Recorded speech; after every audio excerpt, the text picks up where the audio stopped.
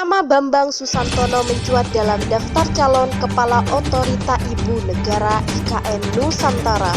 Bahkan kabar berhembus menyebutkan Bambang adalah calon yang akhirnya dipilih Presiden Joko Widodo. Siapakah dia? Seperti apa, Pak?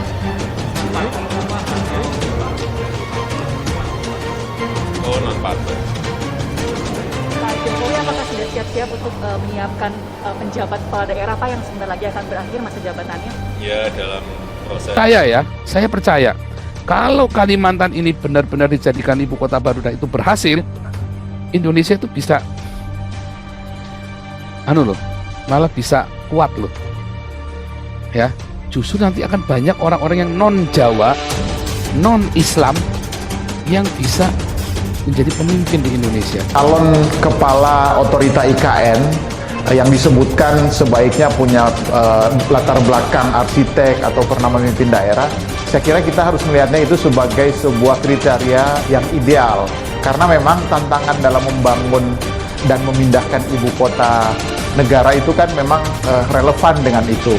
Tetapi harus diingat kita kan masih punya 2 bulan kurang ya, semenjak undang-undang IKN itu ditetapkan, Presiden masih punya waktu untuk memutuskan siapa.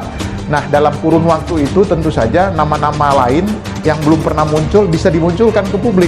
Sehingga Presiden punya banyak pilihan untuk itu. Siapapun yang dipilih nanti saya yakin mampu merealisasi ya keinginan Presiden mewujudkan ibu kota negara baru Republik Indonesia 2024 itu bisa tuntas seperti itu. Nah, dalam rangka mewujudkan merealisasi ya program Presiden dalam pemindahan ibu kota negara Republik Indonesia selesai 2024 nanti. Nah, tentu kriteria-kriteria ini dan juga capaian yang ingin dilakukan oleh Presiden yang menjadi dasar pertimbangan untuk memilih. Saya mau bilang bahwa ini sekaligus pernyataan resmi saya selaku tenaga ahli utama kantor staf Presiden. Silakan, Pak. Saya mau Dan juga bilang, jubir utama Presiden. saya mau bilang begini, jangan karena kebencianmu kepada satu kaum dan jangan karena kebencianmu kepada seseorang kamu berlaku tidak adil. Al-Maidah ayat 8. Bambang Susantono bukanlah orang baru di pemerintahan. Sebelumnya, Bambang adalah pelaksana tugas Menteri Perhubungan sebelum akhirnya diangkat sebagai Wakil Menteri Perhubungan definitif di Kabinet Pemerintahan Susilo Bambang Yudhoyono. Pria kelahiran 4 November 1963 tersebut dikenal sebagai pakar perencanaan, infrastruktur, dan transportasi. Ia adalah lulusan Fakultas Teknik Sipil ITB pada 1987 dan meraih gelar Master Tata Kota di Universitas California, Kelly, dan gelar Doktor Bidang Perencanaan Infrastruktur dari universitas yang sama pada tahun 2000.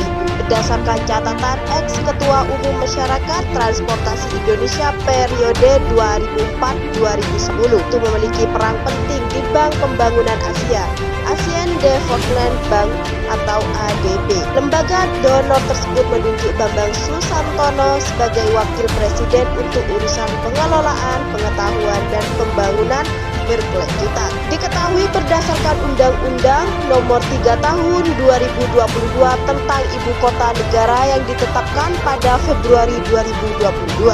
Kepala Otoritas IKN dan Wakil ditunjuk oleh Presiden. Kepala Otorita Ibu Kota Nusantara dan Wakil Kepala Otorita Ibu Kota Nusantara ditunjuk dan diangkat oleh Presiden paling lambat 2 bulan.